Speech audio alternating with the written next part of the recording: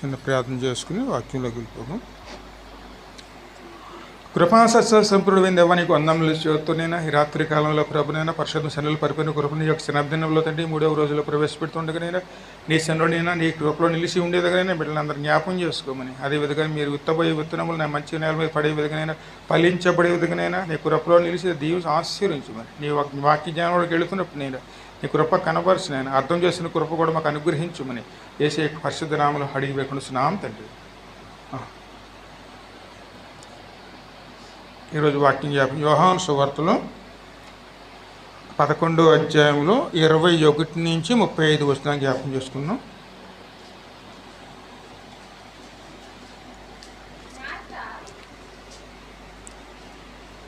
యోహాను సువార్త 11:21. మార్త యేసుతో, ప్రభువా, నీవిక్కడ ఉండిన ఎడల నా సహోదరుడు సావకుండును. ఇప్పుడైనను నీవు దేవుని ఏమని అడిగినను దేవుడు నీకు అనుగ్రహించినని ఎరుగుదునే. నేను యేసు నీ సహోదరుడు మరలా లేచినని ఆమెతో చెప్పగా, మార్త ఆయనతో, అంత్యదినమున పునరుత్థానమునందు లేచునని ఎరుగుదునెను. అందుకు యేసు, పునరుత్థానమును జీవమును నేనే, నాయందు విశ్వాసముంచువాడు చనిపోయినను బ్రతుకును, బ్రతికి నాయందు విశ్వాసముంచు ప్రతి వాడును ఎన్నటికి చనిపోడు. ఈ మాటను నమ్ముచున్నావా అని ఆమెను అడిగెను. ఆమె, అవును ప్రభువా, నీవు లోకానికి రావలసిన దేవుని కుమారుడైన క్రీస్తువని నమ్ముచున్నానని ఆయనతో చెప్పాను. ఆమె ఈ మాట చెప్పి వెళ్ళి, బోధకుడు వచ్చి నిన్ను పిలుచుచున్నాడని తన సహోదరి అయిన మరియను రహస్యముగా పిలిచెను. ఆమె విని త్వరగా లేచి ఆయన యొద్దకు వచ్చాను. యేసు ఇంకను ఆ గ్రామంలోనికి రాక, మార్త ఆయనను కలుసుకున్న చోటనే ఉండెను గనుక ఇంటిలో మరియతో కూడా నుండి ఆమెను ఓదార్చుచున్న యూదులు మరియు త్వరగా లేచి వెళ్ళుట చూసి సమాధి యొద్దకు ఏడ్చుటకు అక్కడికి వెళ్ళుచున్నదనుకుని ఆమె వెంట వెళ్ళిరి. అంతటా మరియా యేసు ఉన్న చోటుకు వచ్చి ఆయనను చూసి ఆయన పాదముల మీద పడి, ప్రభువా, నీవిక్కడ ఉండిన ఎడల నా సహోదరుడు సావకుండెను. ఆమె ఏడ్చుట, ఆమెతో కూడా వచ్చిన యూదులు ఏడ్చుట యేసు చూసి కలవరపడి ఆత్మలో ములుగుచు, అది నెక్కడ నుంచి తీరా అని అడగగా,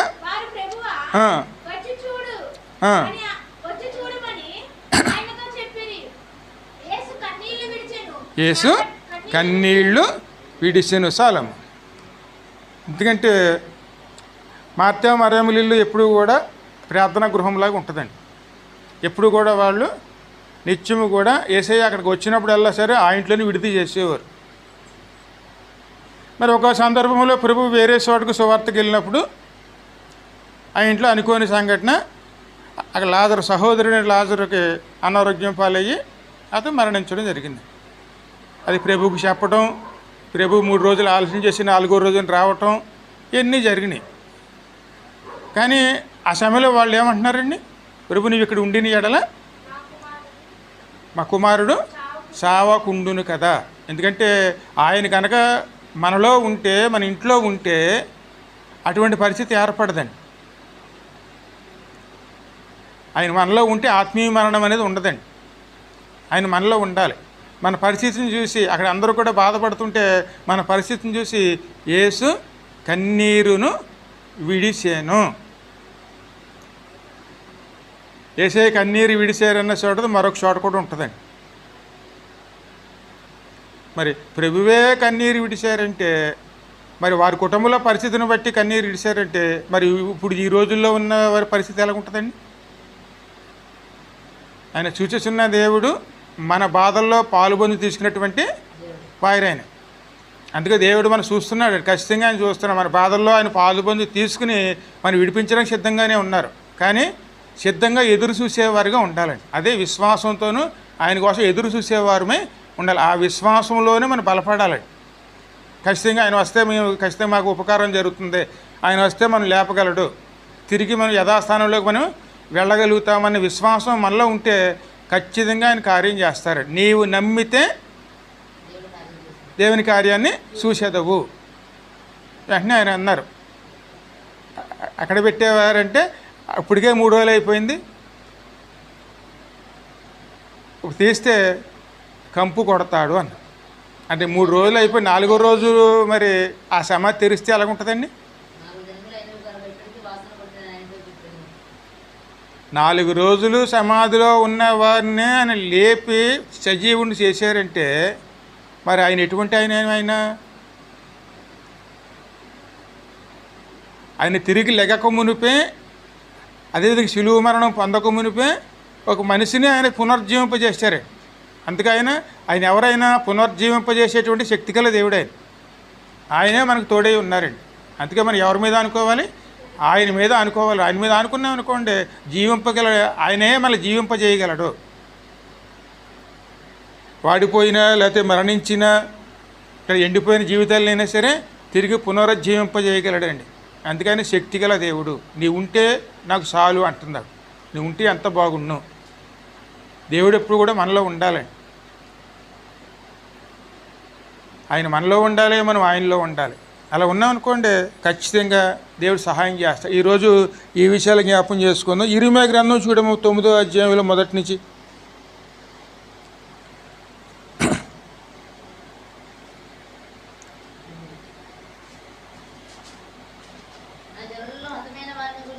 నా జనులలో హతమైన వారిని గూర్చి నేను దీవారాత్రములను కన్నీరు విడిచినట్లు నా తల జలమయముగాను నా కన్ను కన్నీళ్ల ఊటగాను ఉండునుగాక. ఎందుకు ఆయన అలా మాట్లాడుతున్నారు? ఆయన ఈ మాట్లాడుతున్న ఇర్మీయా ప్రవక్త అండి. ప్రజలందరూ కూడా ఏ విధంగా ఉన్నారో దేవునికి దూరంగానే బతుకుతున్నారు. దేవునికి దూరంగానే. దేవుడి కనుక దూరంగా బతికితే వాళ్ళ జీవితాలు ఎలాగుంటాయండి? చూసేవాళ్ళు కూడా కన్నీరు విడిసే పరిస్థితిలోకి వస్తుందండి. ఎప్పుడైనా సరే ఆయన మనలో ఉండాలి, మనం ఆయనలో ఉండాలి, అప్పుడు మనం స్థిరంగా ఉండగలుగుతామండి. కానీ ఆయనకు దూరంగా ఉండి ఎన్నాళ్ళు బతకగలం మనం? అదే విషయం ఆయన మాట్లాడుతున్నారు అన్నమాట. ఎందుకంటే అసలు ఇర్మీయా ప్రవక్త మాట్లాడితే కూడా ఒప్పుకునేవారు కాదు వాళ్ళు. అయినా సరే ఆ సమయంలో ప్రవక్త ఏమంటున్నారు? ఆయన అక్కడ ఉన్న జీవితాలు చూసి, అమ్మా నా జనులలో హతమైన వారిని గూర్చి నేను దివారాత్రములను కన్నీరు విడిచినట్లు నా తల జలమయము గాను నా కన్ను కన్నీళ్ల ఊటగాను ఉండునుగాక. అందుకైనా విలాప వాక్యాలు ఆయనే రాశారు. ఆయన పేరు విలాప ప్రవక్త అండి. ఇప్పుడు కన్నీరు విడిచినట్టు ప్రవక్త అండి. అక్కడ ఏసే కన్నీరు విడిచారు, అదేవిధంగా ఇక్కడ ఉన్నారు ప్రవక్త అండి. ఖచ్చితంగా కన్నీరు ఎందుకని కన్నీరు ఇస్తున్నారు? అక్కడ ఉన్న జనుల గురించి అండి, ప్రజల గురించి అండి. ఈ రోజుల్లో కూడా అంతే. ఏ కుటుంబంలో చూసినా సరే కన్నీరు ఇవ్వవలసిన పరిస్థితులేనే. కారణం ఏమిటి? ఎప్పుడైతే దేవుడికి మనం దూరంగా అయిపోతామో, దూరం అయిపోయి అది గ్రహించుకోలేని పరిస్థితుల్లో ఉంటామో సాతాను దగ్గర అయిపోతాడండి. సాతాను శత్రువు దగ్గర అయితే ఏమవుతుంది? ఉన్న సమాధానం అంతా పోగొట్టుకున్న వారం అవుతాం. అన్నీ కూడా ఆయన ఎంత హెచ్చరించేవాడో ఆయన. అయ్యో మీరు ఎలాగుంటే బానిసలోకి వెళ్ళిపోతారు, బానిసత్వంలో విడిపించబడ్డారు, మళ్ళీ బానిసలోకి వెళ్ళిపోతారు, మీరు వెళ్ళిపోయి నానా కష్టాలు పడతారు అని హెచ్చరిస్తే ఆయన్నే ఇబ్బందులు పాలు చేశారు. కానీ హెచ్చరిక మాత్రం ఏమాత్రం లక్ష్య పెట్టలేదండి. ఇంకా ముంచదమ్మా. నా జనులందరూ వ్యభిచారులను ద్రోహుల సమూహమై ఉన్నారు. ఆహా, అరణ్యములో బాటసారుల బస నాకు దొరికిన ఎంత మేలు. నేను నా జనులను విడిచి వారి యొద్ద నుండి తొలగిపోవద్దును. ఎందుకంటే నిజ దేవుణ్ణి పక్కన పెట్టి ఈ దేనికి ఉపయోగలేని వాటి మీద ఆధారపడి జీవించడానికి ప్రయాసపడుతున్నారండి. ఏదైనా సరే ఒకటి పొందుకోవాలంటే అది దేవుడి ద్వారానే పొందుకోగలుగుతామండి. కానీ దేవుడిని పక్కన పెట్టి మనం ఎంత ప్రయాసపడినా సరే ఆ ప్రయాసాలు ఏమవుతాయండి? అంత వ్యర్థమైపోతాయండి. ఆ వ్యర్థమైపోయిన పరిస్థితుల్లోనే వాళ్ళు బాధలు పడుతున్నారు, కానీ గ్రహించుకోలేకపోతున్నారు. ఎందుకంటే మనం దూరం అవడానికి ప్రయత్నం చేసినంతసేపు అందులోనే మునిగిపోతామండి. ఎందుకంటే మనం ఏం కోరుకుంటున్నామో అదే మన జీవితంలో జరుగుతుందండి. ఇప్పుడు దేవుని దగ్గర అవ్వడానికి ప్రయత్నం చేస్తే దేవుడు సహాయం చేస్తాడు, కానీ మనం దూరం అవడానికి ప్రయత్నం చేస్తే దేవుడు మనం ఇంకా దూరం అవడానికే వచ్చేటువంటి ఆ సందర్భాలు ఎక్కువగా కనపడతాయండి. అందుకే మనం ఏం కోరుకుంటున్నామో అదే మన జీవితాల్లో జరుగుతుంది. అందుకే ఎప్పుడు కూడా వాక్యానికి దేవునికి దూరంగా ఎప్పుడూ ఉండకూడదు. అదేవిధంగా దావీదు కన్నీరు చూడండి, కీర్తన 119 కీర్తన 135 నుంచి 136 వరకు.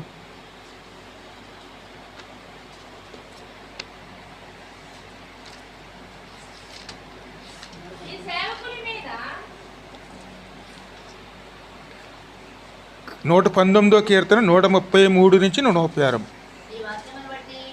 నీ వాక్యమును బట్టి నా అడుగులను స్థిరపరచుము. అమ్మా, ఏ పాపములను నన్ను ఏలనీయకము. ఒక నిమిషం. నీ వాక్యమును బట్టి నా అడుగులను స్థిరపరచుము. ఏ పాపమును నన్ను ఏలనీయకు. పాపం ఏం చేస్తుందండి? పాపం అని మీద ఏలుబడి చేస్తుంది. అది చెప్పినట్టుగా నడుచుకోవాలి. ఎందుకంటే మనకు బాధ ఉంటుంది, అందుకే దేవుడి సన్నిధిలో నిలవాలని ఉంటుంది. కానీ మనలోనే పాపం ఏం చేస్తుంది? శుభ్రంగా అణిసివేస్తుందండి. దేవుని మందిరానికి వెళ్ళాలనుకుంటాం, వెళ్ళలేని పరిస్థితిని పాపం తీసుకొస్తుందండి. ఏదో ఒక ఆటంకం తీసుకొస్తుంది. చర్యలు బలహీనతో లేకపోతే ఇంట్లో పరిస్థితులు మార్చో ఏదో ఒక రకంగా ఏం చేస్తుంది? ఆటంకపరుస్తుందండి. అందుకే మన అడుగులు ఏం చేయాలి? దేవుని వాక్యం కనుక మనలో నడిస్తే, ఆ వాక్యాన్ని ప్రేమిస్తే, ఆ వాక్యం ఏం చేస్తుంది? మన అడుగుల్ని ఖచ్చితంగా స్థిరపరుస్తుందండి. ఖచ్చితమైన అడుగులు వేసుకుంటూ ముందుకు వెళ్ళేవారు. అడుగులు అంటే ఏమిటి? మన క్రియలండి. ఖచ్చితంగా ఏది మనకు అవసరమో అదే దేవుని ద్వారా జరిగించుకునేవారు. అందుకే నీ వాక్యమే నా పాదములకు దీపమాయను. దీపములు నడిచేవాడు తొట్టిల్లడండి. అందుకే దీపం అనే వాక్యంలో నడుచుకుంటూ వెళ్ళటానికి దేవుని సహాయం తీసుకోవాలి. అందుకే నా పాదములను నీవు తొట్టిల్లవేకము. ఏ పాపమును నన్ను ఏలనీయకము. నీ ఉపదేశములను నేను అనుసరించినట్లు మనుషుల బలాత్కారముల నుండి నన్ను విమోచించు. ఎందుకోసమండి? నీ ఉపదేశములను నేను అనుసరించినట్లు మనుషుల బలాత్కారముల నుండి నన్ను విమోచించుము. దేవుని యొక్క సందేశాన్ని అంగీకరించి అందులో మనం నడుచుకోవడానికి ఎటువంటి ఆటంకాలు వస్తాయండి? బంధువుల నుంచో స్నేహితుల నుంచో కనుక ఇంట్లో వాళ్ళ గురించో ఏదో ఒక శోధన రాకుండా ఉండదండి. అటువంటి శోధనలన్నింటినీ తప్పించుకోవాలంటే ఎవరి సహాయం తీసుకోవాలి? దేవుని సహాయం అండి. మరి ఆయన మహారాజే ఉన్నాడు, పెద్ద కుటుంబం, ఉన్నతమైన స్థాయిలో ఉన్నాడు. ఆయన ఎవరి సహాయం కోసం ప్రయాసపడుతున్నాడండి?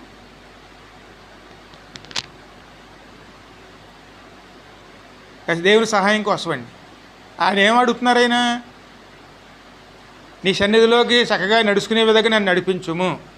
నీ వాక్యంలో నేను నిలిచి ఉండేలాగా ఆటంకపరిచేటువంటి వారి ద్వారా నుంచి నన్ను విడిపించుము అని ఆయన ప్రధేయపడుతున్నాడండి. మరి ఆయనే ప్రధేయపడుతుంటే మరి వాక్యానికి ఎంత విలువ ఇచ్చాడండి ఆయన సన్నిధికి? దేవుడిని అడిగితేనేనండి. ఇంకా ముంచదమ్మా. నీ సేవకుని మీద నీ ముఖక్రాంతి ప్రకాశింపు మిమ్ము. నీ కట్టలు నాకు బోధింపుము. జనులు నీ ధర్మశాస్త్రం అనుసరించకపోయినందుకు నా కన్నీలు ఏరులై పారుచున్నది. మరి ఒక రాజు కన్నీరు ఎందుకు విడుస్తున్నాడండి?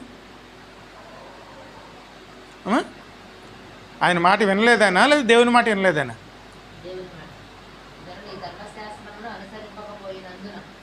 మరి మన కుటుంబాల్లోనే మన ఇంట్లో పిల్లలే మరి దేవుని వాక్యం వినకపోతే ఆ విధమైన కన్నీరు అని పెట్టగలుగుతున్నామండి? సొంత బిడ్డలు కానీ, సొంత బంధువులు కానీ, లేదా సొంత సోదరులు కానీ వాక్యానికి విరుద్ధంగా నడుచుకుంటుంటే వాళ్ళు చేస్తున్న పనికి మనం ఎప్పుడైనా దుఃఖపడ్డామా? అసలు దావీదు ఎందుకోసం దుఃఖపడుతున్నాడు?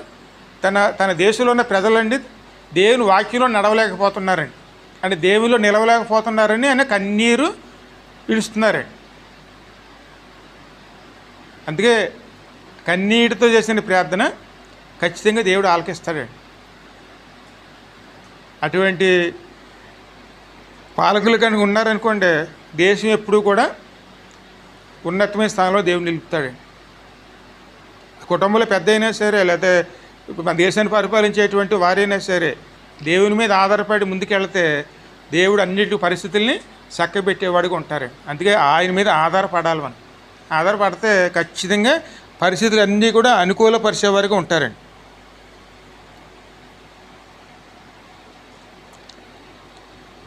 రెండు వచనాలు చదువు. యెహోవా నీవు నీతిమంతుడువు, నీ న్యాయ విధులు యథార్థములు, నీ నీతిని బట్టి పూర్ణ విశ్వాసమును బట్టి నీ శాసనములను నీవు నియమించితివి. ఎందుకని ఇంతగల అని చెప్తున్నారు ఆయన? దేవుని నీతి ఎటువంటిదండి? యథార్థములండి. దేవుని నీతిలో కనుక ప్రజలు నడుచుకుంటే, కుటుంబం నడుచుకుంటే, కుటుంబం ఎప్పుడు కూడా సంతోషంతో ఉంటుందండి.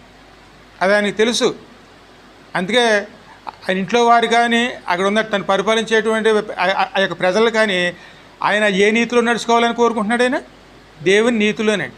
దేవుని నీతిలో నడుచుకుంటే కుటుంబంలో ఎప్పుడు కూడా సమాధానకరంగా ఉంటుందండి.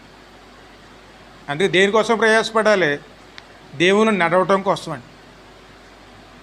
అందుకే కన్నీటి ప్రార్థన ఎప్పుడూ కూడా పరిస్థితులు మారుస్తుందండి. ఎందుకంటే దేవుని నీతి ఎటువంటిది? యథార్థమైంది. ఆయన బిడ్డలుగా ముందుకెళ్ళటానికి దేవుని నీతిలో నడవటానికి ప్రయాసపడేవారునే ఉండాలి. మరి ఇవన్నీ ఎందుకు ఆయన చేస్తున్నారంటే, ఒకసారి ఇంకోసారి చూడండి, యేసయ్య పెట్టిన కన్నీరు ఉంటుంది. లూకా సువార్త 19వ అధ్యాయం చూడము.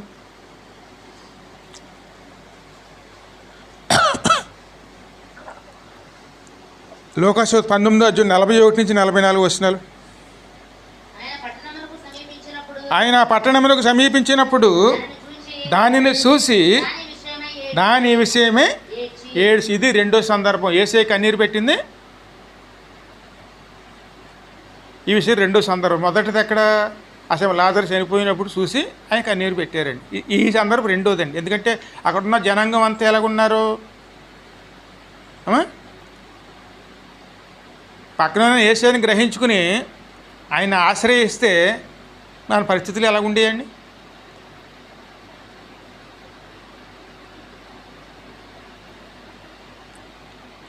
ఇంకా ముందు చదువు.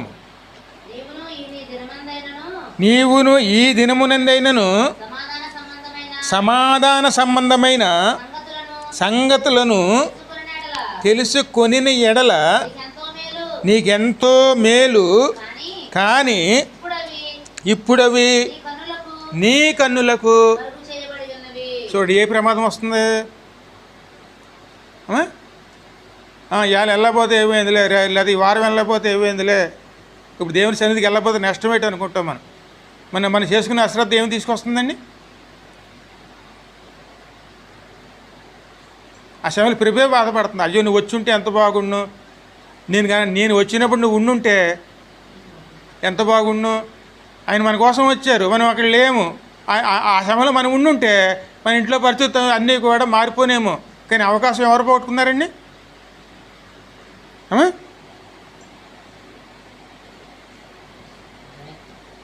అందుకే ఎప్పుడూ కూడా మనం అజాగ్రత్త అనేది మనలో ఉండకూడదు. ఎందుకంటే మనకి ఏ సమయంలో ఏం జరుగుతుందో మనకు తెలియదండి. ఆయనకి తెలుసు కాబట్టి ఆయన మాట్లాడుతున్నారు. ఏమైనా మాట్లాడుతున్నారు ఆయనమ్మా?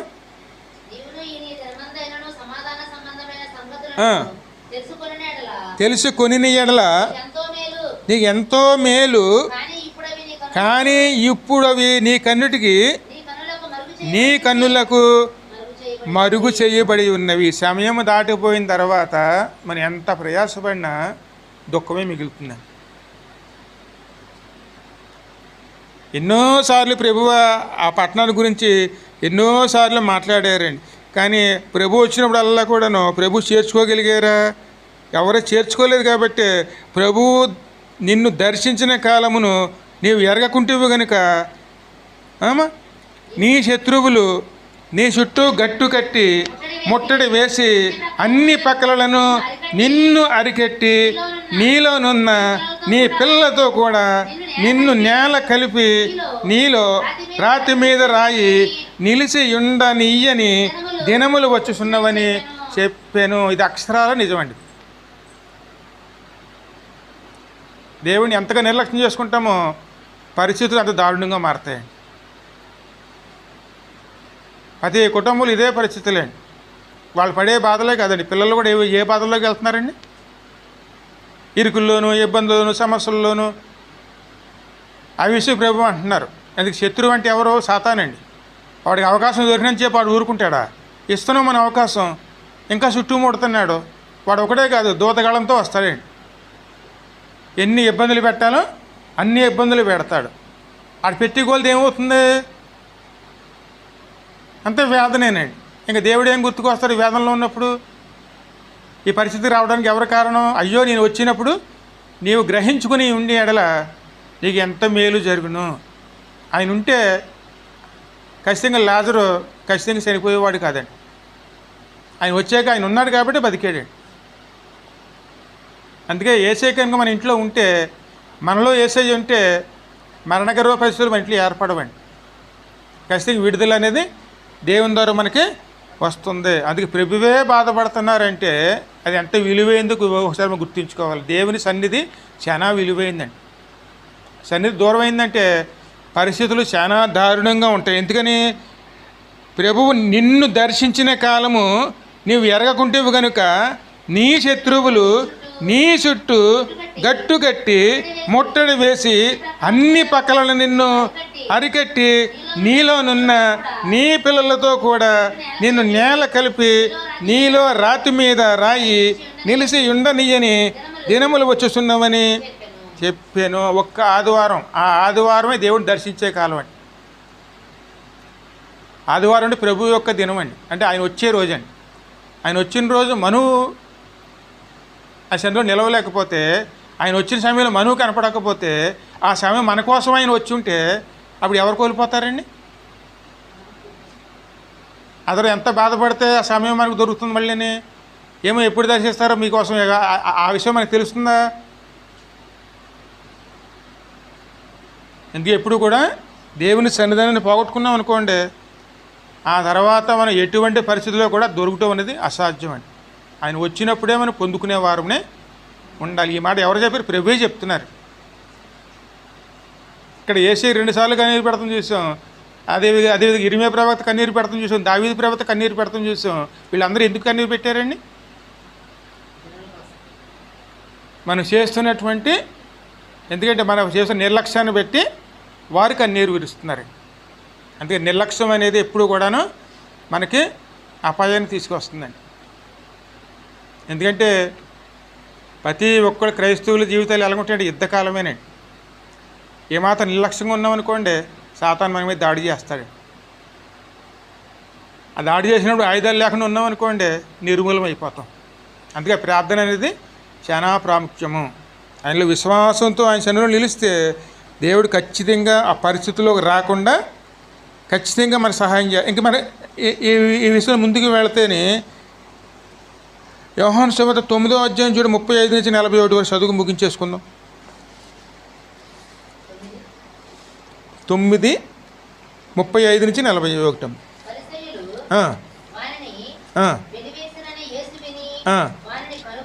వానిని కనుగొని నీవు దేవుని కుమారుని యందు విశ్వాసము ఉంచుచున్నావా అని అడిగెను. అందుకు వాడు, ప్రభువా, నేను ఆయన యందు విశ్వాసముంచుటకు ఆయన ఎవడని అడగగా, యేసు, నీవు ఆయనను చూచుచున్నావు, నీతో మాట్లాడుచున్నవాడు ఆయనే అనెను. అంతటా వాడు, ప్రభువా, నేను విశ్వసించుచున్నానని చెప్పి ఆయనకు మ్రొక్కెను. అప్పుడు యేసు చూడని వారు చూడవలెను, చూసేవారు గుడ్డివారు కావలెను అను తీర్పు నిమిత్తము నేను లోకమునకి వచ్చి తిని. మరి ఈ మాటకు అర్థం ఏంటండి? చూడని వారు దేవుని చూడలేని వారు దేవుని చూడటానికి కోసం ప్రయాసపడాలండి. లోకాన్ని చూస్తున్న వారు లోకం విషయంలో గుడ్డివారు అవ్వాలి. ఆ తీర్పు తీర్చడానికే ఆయన ఈ లోకానికి వచ్చారు, అలా నడిపించడానికే ఈ లోకానికి వచ్చారు.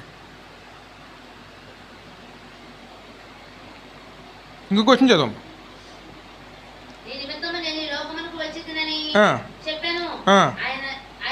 ఆయన యొద్దనున్న పరిచర్యలో కొందరు ఈ మాట విని మేమును గుడ్డివారమున అని అడిగిరి.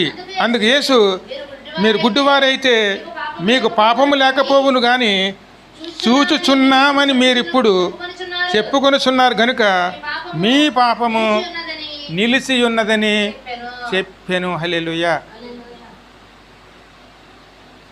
మనకి అన్నీ తెలుసు అనుకుంటాం, తెలుసు అని అనుకున్నాం కాబట్టి ఆ పాపం మన మీద నిలిచే ఉంటుందండి. ఏమీ తెలియని వారిగా దేవుడి మీద ఆధారపడితే దేవుడే నడిపిస్తాడు. కానీ మనం ఏమనుకుంటాం? మాకు అన్నీ తెలుసు అనుకుంటాం. అన్నీ తెలుసు అనుకున్నప్పుడు పొరపాట్లు చేస్తే ఖచ్చితంగా దాన్ని అనుభవించవలసిన పరిస్థితి వస్తుంది. అన్నీ దేవుడి మీద విశ్వాసంతో ఆయన మీద ఆనుకుని ఆయన నడిపింపుకి మనం లోబడితే దేవుడే మనల్ని నడిపిస్తాడండి. అదే గుడ్డివారిగా ఉండవలసి ఉంటుంది. కానీ అన్నీ తెలుసు అని మనం ఒప్పుకుంటున్నాం కాబట్టి మనం చేస్తున్న ప్రతి పనికి కూడా మనం బాధ్యులం అవుతాం. అందుకే దేవుని మీద ఆధారపడాలా, మన మీద మనం ఆధారపడాలా? దేవుని మీద ఆధారపడ్డామనుకోండి దేవుడే నడిపించుకుంటాడు. కానీ అన్నీ మనకు తెలిసిన మన మీద మనం ఆధారపడ్డామనుకోండి ఖచ్చితంగా మనం చేసిన పనికి శిక్ష అనుభవించవలసిందని. అందుకే చూసుకున్న వారు గుడ్డివారి కిందకి ఉండాలి, చూడలేని వారు చూడవలేను. చూడలేకపోతున్నారు కొంతమంది, చాలా మంది. వారు దేవుడు చూసే విధంగా ఉండాలండి. అదే విధంగాను లోకాన్ని చూస్తున్న వారు చాలామంది ఉన్నారు. ఆ లోకాన్ని చూస్తున్న వారు ఎలాగ ఉండాలి? లోకం విషయంలో గుడ్డివారు అవ్వాలి, దేవుని చూసేవారి కింద మారాలి. అలా మారినాడే దేవుడి కార్యాలు జరుగుతాయి. అందుకే ఎప్పుడు కూడా దేవుని మీద ఆనుకుంటేనే మన ఈ లోకంలో మన జయం కలుగుతుంది. కానీ ఆయన కాదని మనం ఎప్పుడైతే ముందుకు వెళతామో పరిస్థితులు అనుకూలంగా ఉండవండి, కఠినంగా ఉంటాయి. అందుకే దేవుడు మన పక్కన ఉన్నప్పుడే, అందుకే ఇంట్లో దీపం ఉన్నప్పుడు ఏం చేసుకోవాలండి? చక్కబెట్టుకోవాలండి. కానీ దీపం లేకుండా చేసుకుంటే ఆ తర్వాత ఇల్లు చక్కబెట్టుకుంటాం. అందుకే ఎప్పుడు జ్ఞానవంతురాలు ఏం చేసుకుంటుంది? ఇల్లు కట్టుకుంటుందా, నిర్మించుకుంటుందండి. అదే కానీ మూడురాలు అయితే శుభ్రంగా పడగొట్టేసుకుంటుందండి. అందుకే మనకి ఆ వెలుగు ఉన్నప్పుడే చక్కబెట్టుకుని మనం ముందుకు వెళ్ళిపోయేవారునే ఉండాలి. మనలో ఉన్న విశ్వాసం ఎప్పుడు కూడా పెరగటానికి ప్రయత్నం చేయాలి. కానీ తరగటానికి ప్రయత్నం చేస్తే నష్టపోయేది ఎవరండి? మనమే నష్టపోతాం. అందుకే దేవునికి కోసమును ఆయన మీద ఆధారపడేవారునే దేవుడి సహాయం అడగాలండి. సహాయం అడిగితే ఖచ్చితంగా ఆయన నడిపిస్తారు. ఆయన సహాయం తీసుకునేవారుగా ఉంటే ఆయనే మనం విడిపిస్తారు. చిన్న ప్రార్థన చేసుకుందాం.